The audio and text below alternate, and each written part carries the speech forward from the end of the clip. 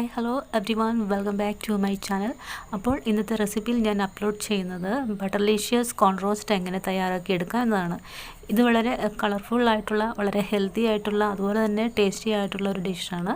അതുകൊണ്ട് തന്നെ ഫുഡൊക്കെ കഴിക്കാൻ മടി കാണിക്കുന്ന കുട്ടികൾ തീർച്ചയായും ഇതിലേക്ക് വളരെ അട്രാക്റ്റീവ് ആവും. അപ്പോൾ ഇത് കുട്ടികൾക്ക് മാത്രമല്ല എല്ലാവർക്കും ഇത് വളരെ ടേസ്റ്റി ആയിട്ട് ഉള്ള ഒരു ഡിഷാണ്. അപ്പോൾ ഇതെങ്ങനെയാണ് ഇതിൻ്റെ പ്രിപ്പറേഷൻ ഈ വീഡിയോ കണ്ടു നോക്കാം. ഞാനിവിടെ എടുത്തിരിക്കുന്നത് 1/2 കപ്പ് കോൺ ആണ്. അതിലാവശ്യത്തിന് ഉപ്പ് ചേർത്ത് 5 മിനിറ്റ് നേരത്തേക്ക് റെസ്റ്റ് ചെയ്യാൻ വെച്ചു.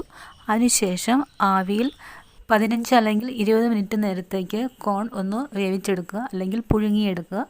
അതിനുശേഷം അതൊരു ബൗളിലാക്കി അടച്ച് മാറ്റി വയ്ക്കുക. ശേഷം ചൂടായ പാനിലേക്ക് 1 ടേബിൾ സ്പൂൺ ബട്ടർ ചേർത്ത് കൊടുക്കുക. ബട്ടർ മെൽറ്റായി വരും. ഈ സമയത്ത് അതിലേക്ക് അരിഞ്ഞു വെച്ചിരിക്കുന്ന വെളുത്തുള്ളി അത് 1 ടേബിൾ സ്പൂൺ ചേർത്ത് കൊടുക്കുക. ശേഷം 1 ടീസ്പൂൺ ജീരകം, 1 ടീസ്പൂൺ കുരുമുളക് നന്നായി ചതച്ചെടുത്ത് എന്നിവ ചേർത്ത് ഇളക്കുക. അതിനുശേഷം ഗ്രീൻ ചില്ലി അത് നിങ്ങൾക്ക് ഇഷ്ടമുണ്ടെങ്കിൽ മാത്രം ചേർത്താൽ മതിയാവും. അത് 2 എണ്ണം എടുത്ത് നന്നായി അരിഞ്ഞത് ചേർത്ത് കൊടുത്തിട്ടുണ്ട്. ഇനി നന്നായി ഇളക്കുക. 2 മിനിറ്റിന് ശേഷം അരിഞ്ഞു വെച്ചിരിക്കുന്ന സവാള ചേർത്ത് നന്നായിട്ട് ഇളക്കാം.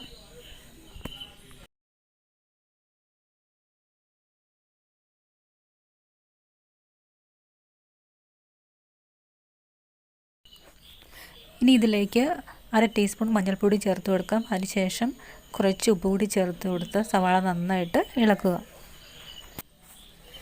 ശേഷം ഇതിലേക്ക് ഗ്രേറ്റ് ചെയ്ത് വെച്ചിരിക്കുന്ന ക്യാരറ്റ് നല്ല വലിപ്പമുള്ള ഒരെണ്ണമാണ് എടുത്തിരിക്കുന്നത്. അതായത് 1 കപ്പ് ഗ്രേറ്റഡ് ക്യാരറ്റാണ് ഞാനിവിടെ ആഡ് ചെയ്തിരിക്കുന്നത്.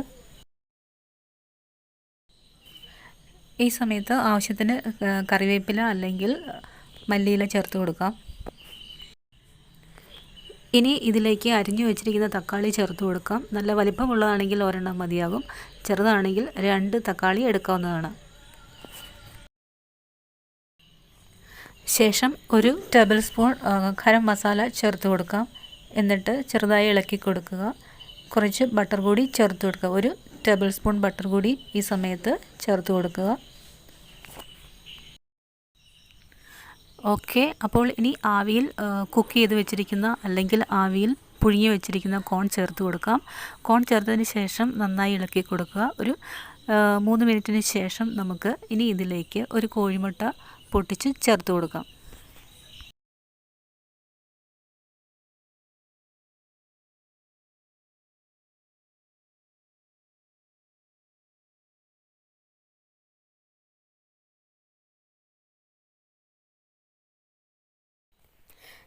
ഇനി ചെറുതായി ഇളക്കി കൊടുക്കുക.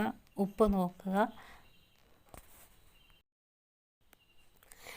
ശേഷം 1 മിനിറ്റ് നേരത്തേക്ക് ഒന്ന് മൂടി വെച്ച് കൊടുക്കാം. അതിനുശേഷം നമുക്കിത് സ്റ്റൗവിൽ നിന്ന് വാങ്ങാവുന്നതാണ്.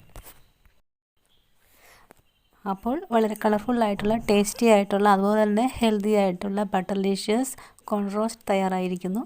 റെസിപ്പി ഇഷ്ടമായെങ്കിൽ എല്ലാവരും ഉണ്ടാക്കി നോക്കുക. അപ്പോൾ ഈ ഒരു റെസിപ്പി ഇഷ്ടമായെങ്കിൽ സബ്സ്ക്രൈബ് ചെയ്യുക. And thank you so much for watching my video.